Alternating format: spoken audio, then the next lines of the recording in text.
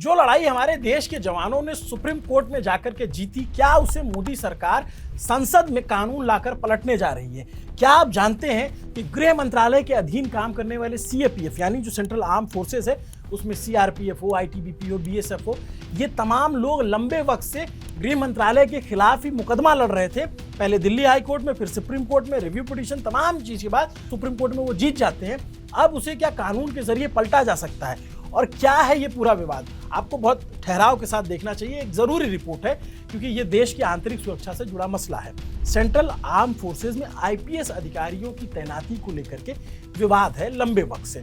दरअसल ये विवाद सीधा सीधा उन फोर्सेज से जुड़ा हुआ है जो सीमाओं की रक्षा करती हैं, आतंकवाद के खिलाफ लड़ती हैं, नक्सल प्रभावित इलाकों में जान जोखिम में डाल के ऑपरेशन चलाती हैं। मामला ये है कि केंद्र सरकार एक ऐसा कानून लाने पर विचार कर रही है जिससे इन फोर्सेज में वरिष्ठ पदों पर आईपीएस अधिकारियों की तैनाती को कानूनी आधार मिल सके। इस बिल का जो नाम होगा वो हो सकता है central arm police force CAPF general administration and regulation bill 2026।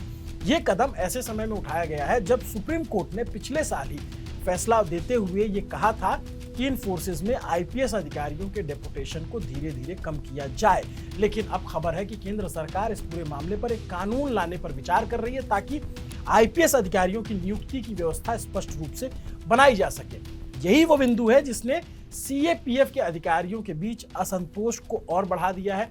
Detail में क्या है, आखिर ये विवाद पूरा है क्या और इसकी कहानी कहां से शुरू होती है और सरकार क्या करने जा रही है और सीएपीएफ के अधिकारी नाराज क्यों हैं? कहानी शुरू होती है आजादी के पहले से। नमस्ते, अभिनव पांडे नाम मेरा और आप देख रहे हैं न्यूज पिंच।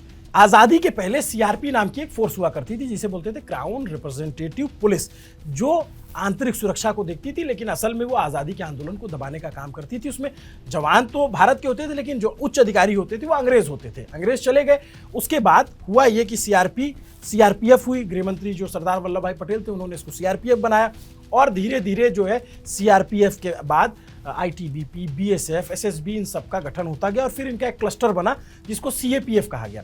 इसे समझने के लिए पहले जो सीएपीएफ है उसको हम बता देते हैं कि भाई आंतरिक और सीमाई सुरक्षा जिन बलों के में सबसे बड़ी भूमिका होती है उसमें सेंट्रल आर्म पुलिस फोर्स यानी सीएपीएफ कहा जाता है।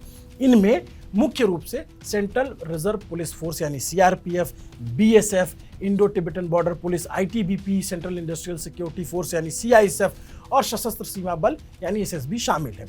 अब उस समय जब आज़ादी के वक्त इनके अंग्रेज अधिकारी हुआ करते थे, बाद में इनके पास अधिकारी नहीं थे तो दूसरी फोर्सों से ला करके अधिकारी बनाए गए। धीरे धीरे उसमें आईपीएस की नियुक्ति होना शुरू हुई और उसके बाद अब ये हुआ कि इनके जो उच्च पद अधिकारी होते हैं ज़्यादातर जैसे डीजी या एडीजी के फोर्सेस पे उसमें आईपीएस की पोस्टिंग होती है और इसी के खिलाफ ये विरोध कर रहे थे। और डीआईजी, आईजी, इन फोर्सेस में भी इन पदों पे भी आईपीएस की नियुक्ति हो रही थी और इनका पक्ष ये था कि भाई हमारे अधिकारी इतने काबिल हैं कि आप उन्हें वहां पर पहुंचाए। लेकिन इन फोर्सेस का काम बड़ा जोखिम भरा होता है, मुश्किल होता है। आप जानते हैं सीआरपीएफ नक्सल प्रभावित इलाकों में ऑपरेशन चलाती है, बीएसएफ पाकिस्तान और बांग्लादेश सीमा सुरक्षा करती है, आईटीबीपी हिमालयी सीमा पे तैनात रहती है, सीआईएसएफ जो है वो एयरपोर्ट और बड़े औद्योगिक प्रतिष्ठानों की सुरक्षा करती है, एसएसबी नेपाल और भूटान की सीमा पर निगरानी करती है। इन फोर्सेस के जो अफसर होते हैं ऐसे इलाकों में तैनात रहते हैं जहां सामान्य जीवन में की सुविधाएं भी बहुत मुश्किल से मिलती है। कई बार महीनों तक जंगलों में रहना पड़ता है। नक्सल ऑपरेशन तो बहुत ही मुश्किल होता है, वहां पे तो बहुत ही कठिन टेरेन है। मतलब आप समझिए कि जो श्रीनगर का इलाका है वहां पे ज़्यादा फोर्सेज जो सीआरपीएफ की और कई बार बर्फीले पहाड़ों में शून्य से नीचे के तापमान में ड्यूटी करनी पड़ती है और नक्सल प्रभावित इलाकों में लगातार ऑपरेशन चलाना पड़ता है। लेकिन इन फोर्सेस के भीतर पिछले कई वर्षों से गंभीर प्रशासनिक विवाद चल रहा है। ये विवाद हथियारों या ऑपरेशन को लेकर नहीं बल्कि नेतृत्व और प्रमोशन को लेकर। सवाल यह है कि इन फोर्स में ऊंचे पदों पर किसे बैठाना चाहिए? क्या इन फोर्स के अपने अधिकारियों को आगे बढ़कर शीर्ष पदों तक पहुंचना चाहिए या फिर बाहर से आने वाले आईपीएस अधिकारियों को ही नेतृत्व करते रहना चाहिए? इसी विवाद की जड़ में एक पुरानी व्यवस्था है जिसे डेपुटेशन कहा जाता है। डेपुटेशन का मतलब होता है कि कोई अधिकारी अपने मूल विभाग से कुछ समय के लिए दूसरे विभाग में जाकर काम करता है और बाद में वापस लौट आता है। सरकार का तर्क है कि सीएपीएफ में लंबे समय से ये व्यवस्था है, कुछ वरिष्ठ पदों पर आईपीएस अधिकारियों को डेपुटेशन पे भेजा जाता है। खासतौर पे डीआईजी, आईजी, एडीजी और डीजी जैसे पदों पर काफ़ी संख्या में आईपीएस अधिकारी तैनात किए जाते हैं। सरकार का तर्क ये रहा है कि आईपीएस अधिकारी राज्यों की पुलिस में काम करते हैं, इसलिए उन्हें प्रशासन और कानून व्यवस्था का बड़ा अनुभव है।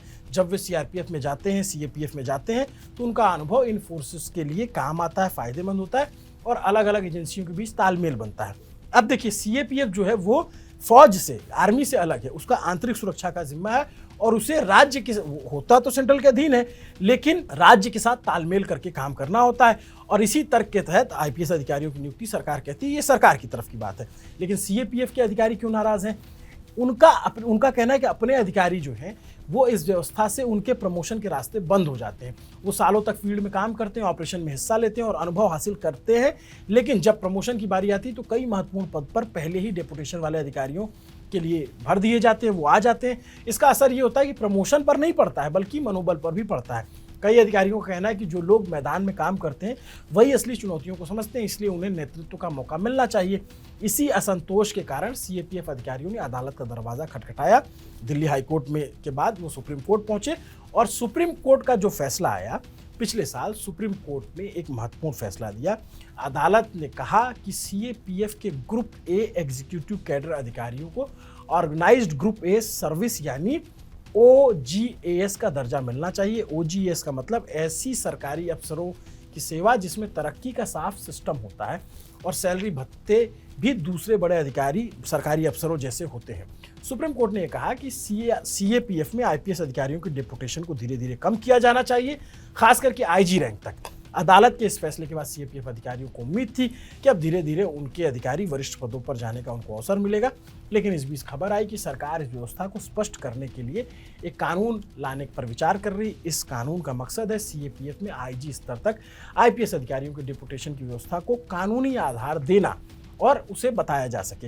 यही वो बिंदु है जिसने विवाद को फिर से तेज कर दिया। सीएपीएफ के कई अधिकारी मानते हैं कि अगर ऐसा कानून बन गया तो सुप्रीम कोर्ट के फैसले का असर कमजोर हो सकता है और जमीन पर इसका विरोध कर रहे हैं। इसी विवाद में सीएपीएफ के पूर्व जवान और अधिकारी भी खुलकर सामने आने लगे हैं। इसका उदाहरण ताजा हमने देखा दिल्ली में मिला। दरअसल सीएपीएफ से जुड़े पूर्व सैनिकों के एक संगठन ने दिल्ली के जंतर मंतर पर धरना प्रदर्शन करने की अनुमति मांगी इसी मसले को लेकर के। और ये जो संगठन है alliance of all x paramilitary forces welfare association, इस संगठन ने 31 मार्च 2026 को सुबह 10 बजे से लेकर दोपहर 1 बजे तक जंतर मंतर पर प्रदर्शन के लिए योजना बनाई थी।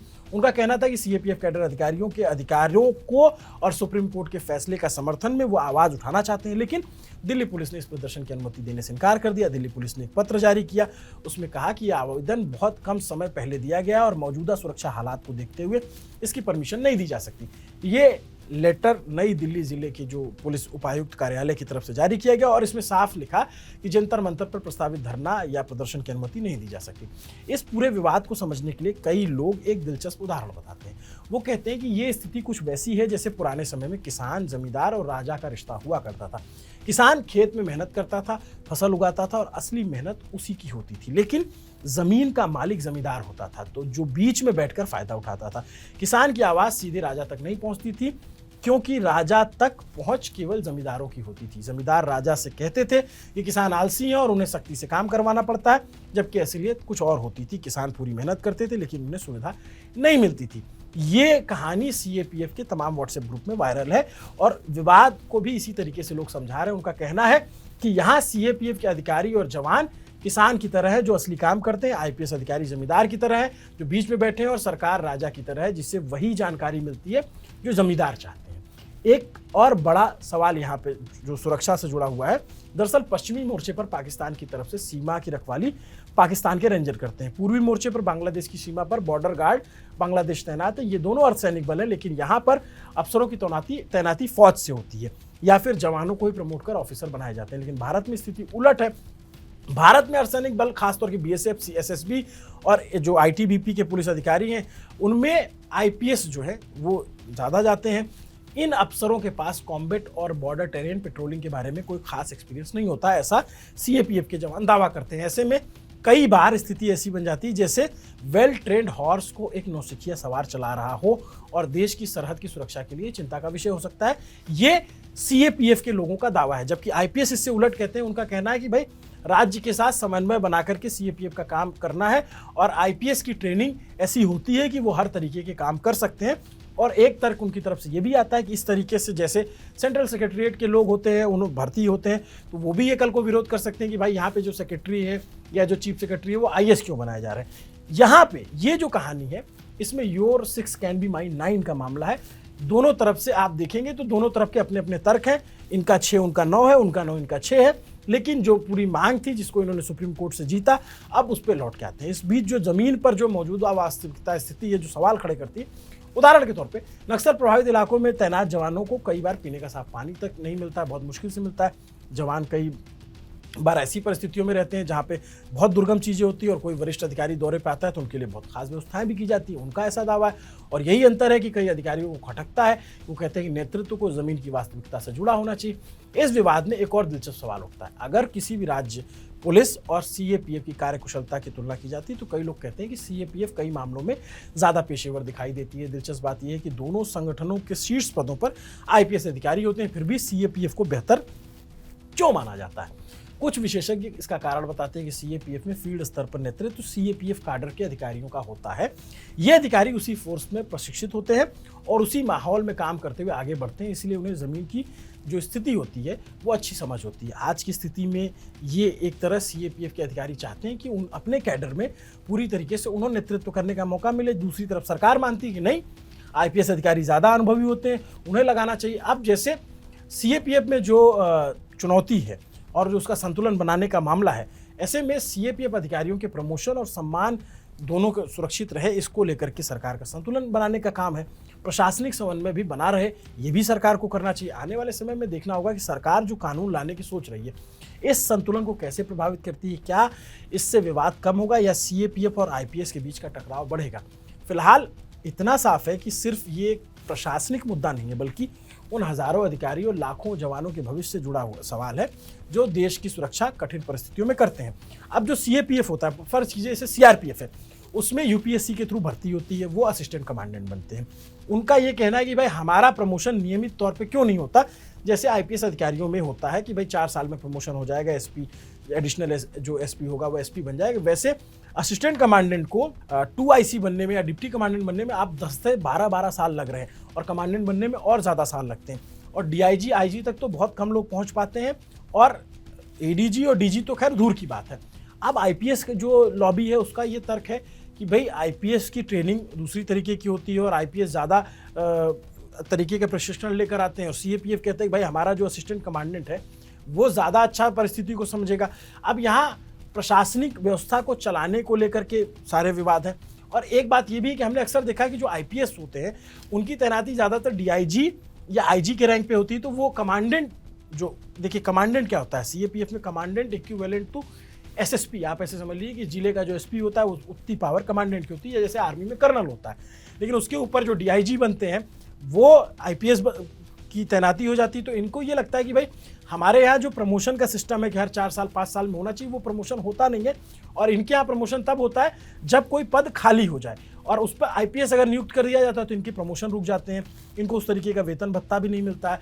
पेंशन को लेकर के भी तमाम विवाद सीएपीएफ की पहले दिन पिछले कई मौक़ों पर हमने देखा है। और इस विवाद में जो सीएपीएफ के बीएसएफ के जवान हैं या फिर सीआरपीएफ के जवान हैं, कई चिट्ठी प्रधानमंत्री और गृह मंत्री को लिख चुके हैं। लेकिन अब सूचना जो आ रही है उस तरीके से ये बात आ रही है कि सरकार उस पर कानून ला सकती है। तो अब इस पर जो सीएपीएफ के पुराने रिटायर्ड लोग हैं वो क्या सोचते हैं, जरा उनकी बातें सुनिए। सीआरपीएफ या सीएपीएफ हो चाहे आईपीएस ऑफिसर्स हो, दोनों की ministry of home affairs cadre controlling authority है, और ये जो देश को नक्सल वायलेंस से मुक्त कर रहे हैं। ये हम उम्मीद कर रहे थे कि जो सरकार है वो इनको एक प्रोफेशनली और एक ऐसे एंगल से देखे कि जिससे दोनों जो सर्विसेज हैं, चाहे सीएपीएफ सर्विस हो आईपीएस सर्विसेज हो, दोनों सरकार का हिस्सा है, दोनों गृह मंत्रालय के अधीन आते हैं। तो दोनों का जो जायज एक कैरियर एस्पिरेशंस है वो सरकार को ध्यान रखना चाहिए था। आर्मी में एक अफसर अगर लेफ्टिनेंट ज्वाइन करता है तो आर्मी चीफ तक रिटायर होता है। इसी तरह से स्टेट पुलिस में आईपीएस अफसर जो एएसपी या additional commissioner of police join करता है वो डीजी स्टेट तक जाता है, एडीजी तो जाता ही जाता है। तो जब दोनों सर्विस यूपीएससी के थ्रू इंटरव्यू हो रहा है, यूपीएससी के थ्रू एंट्री है, दोनों, फिर ये भेदभाव क्यों? तो ये मेरा इसमें ये कहना है कि जो सरकार CAPF management and regulation bill लेके आई है ये बहुत दुर्भाग्यपूर्ण है, और इसमें सरकार को इस पे एक इस तरह का व्यू लेना चाहिए कि जो किसी के साथ भी भेदभाव ना हो। वर्ल्ड की लार्जेस्ट पैरामिलिट्री फोर्सेज हैं सीआरपीएफ, आज की तारीख में वर्ल्ड की लार्जेस्ट पैरामिलिट्री फोर्सेज है। बॉर्डर सिक्योरिटी फोर्स देश की number 1 first line of defence है। अभी जो ऑपरेशन सिंदूर हुआ उसमें बॉर्डर सिक्योरिटी फोर्स ने 118 बंकर ध्वस्त किए, क्योंकि उनके पास तोपखाना भी है और मैरीन विंग भी है, एयर विंग भी है, और फिर भी उनको कहते हैं ये सिविल सर्विसेज है, सिविल सर्विसेज से उनको गवर्न करते हैं। तो हम चाहते हैं कि इनके सर्विस रूल दोबारा से ड्राफ्ट किए जाएं, सीएपीएफ को उनके जो रिक्रूटमेंट रूल है वो नए बनाए जाएं, सर्विस रूल हो, उनको सिविल सर्विसेज में ना माना जाए। कहीं पे भी जब कोई सुरक्षा दृष्टिकोण से कहीं भी कोई सवाल आता है तो हम सबसे पहले याद करते हैं सीएपीएफ को, लेकिन जब उनको मूलभूत सुविधाएं देने की बात आती है तो सरकार, ये जो स्वघोषित राष्ट्रवादी सरकार है, ये हमेशा उनके साथ धोखा करती है। आप समझिए कि सीएपीएफ को ऑर्गेनाइज कैडर का दर्जा 1986 से प्राप्त है। उसके लिए ये साबित करने के लिए 2015 दिसंबर में माननीय दिल्ली उच्च न्यायालय ने घोषित किया कि ऑर्गेनाइज कैडर है सीएपीएफ। उसके बाद उसके अगेंस्ट में सरकार चली गई सुप्रीम कोर्ट में। फरवरी 2019 को एसएलपी डिसमिस हुई सुप्रीम कोर्ट में इनकी, और फिर माननीय उच्चतम न्यायालय ने एसएलपी डिसमिस करके कहा कि हम ऑर्गेनाइज कैडर हैं। उसके खिलाफ फिर ये रिव्यू पिटीशन में चले गए, जिसको अभी पिछले साल फिर से रिव्यू पिटीशन रद्द कर दी गई। और जब अब कोई कोर्ट में कोई रास्ता नहीं बचा तो सरकार एक बिल लेके आ रही है। ये भी समझिए कि भारत सरकार हर जगह सीएपीएफ के नाम पे, अपने छद्म राष्ट्रवाद के नाम पे वोट लेने का काम करती है, वोट मांगने का काम करती है। चाहे वो पुलवामा के शहीदों के नाम पे प्रधानमंत्री जी ने वोट मांगा हो, चाहे ऑर्गेनाइज कैडर को मैनिफेस्टो में डाल के 2019 के चुनाव में ये गए हों। तो अब जो है चाहे वो जवान हो चाहे अधिकारी हो, उनका मोराल बहुत डाउन हो रहा है। ये राष्ट्रीय सुरक्षा का सवाल है और ये बहुत खतरनाक विषय है। तो इस पे सरकार को बहुत सोचना पड़ेगा। केवल बातों से, कहानियों से राष्ट्रीय सुरक्षा नहीं संभलती। ये आपने सीएपीएफ के अधिकारियों को सुना जो पहले थे या छोड़ गए या रिटायर्ड हो गए। अब इस पे आगे क्या होगा, क्या डेवलपमेंट होगा, इस पे सबकी नज़र रहेगी, क्योंकि सीएपीएफ बहुत बड़ा फोर्स है। मतलब आप समझिए कि जो सीआरपीएफ है, जो नक्सलियों से लड़ाई लड़ती है, जो आतंकियों से लड़ाई लड़ती है, जो सीआईएसएफ है, जो आईटीबीपी, जो एसएसबी है, तमाम फोर्सेज। और इनका ये कहना है कि भाई जैसे कोस्ट गार्ड है, कोस्ट गार्ड में पहले नेवी से अफसर लाए जाते थे, बाद में ये प्रक्रिया बंद हो गई, लेकिन ऐसा सीआरपीएफ और सीआईएसएफ के साथ क्यों नहीं हो रहा है, इनका ये सवाल है। सरकार का तर्क है कि भाई सीएपीएफ का काम है कि राज्य के साथ समन्वय बना करके काम करे, और आईपीएस जो है राज्य से आता है तो वो अच्छा समन्वय बना सकता है। दोनों के अपने तर्क है। ये सुप्रीम कोर्ट से अपनी लड़ाई जीत चुके हैं। सरकार उस लड़ाई को नहीं क्योंकि भाई अगर कानून आ रहा है तो इसका मतलब है कि सरकार उसको नहीं मानती है, उसको लगता है कि जो उसका कदम है वो सही है। अब आने वाले दिनों में कैसे होगा, क्या होगा, इस पे बहुत नज़र रखने की ज़रूरत है। ये देश की सुरक्षा से जुड़ा मसला है और आपसी समन्वय और शांति से जुड़ा मसला है। नमस्ते, अभिनव पांडे नाम है मेरा। ये पूरी जानकारी, ये पूरी रिपोर्ट, हमने कहा कि जो तमाम त्वरित खबरें चलती हैं उसके इतर ये बहुत ज़रूरी मसला है, इसलिए हमने कहा इस पर एक लंबी रिपोर्ट करनी चाहिए ताकि हम सारी परिस्थितियों को आपको समझा सकें, सारा झगड़ा क्या है, सारी लड़ाई क्या है, उसको समझा सकें। इस पर आप क्या सोचते हैं, कमेंट करके ज़रूर बताइएगा। अमित शाह गृह मंत्री हैं, गृह मंत्रालय के खिलाफ ही सीएपीएफ ने लंबी लड़ाई लड़ी, सुप्रीम कोर्ट से जीते। अब उस पर मंत्रालय किस तरीके से काम करने जा रहा है, क्या बिल में होगा, ये सब कुछ सवाल है इस पर। नमस्ते, देखते रहिए न्यूज़ पिंच को फॉलो कीजिए, सब्सक्राइब कीजिए अगर आपको हमारी जानकारी, हमारी रिपोर्ट अच्छी लगती है। Thank you so much.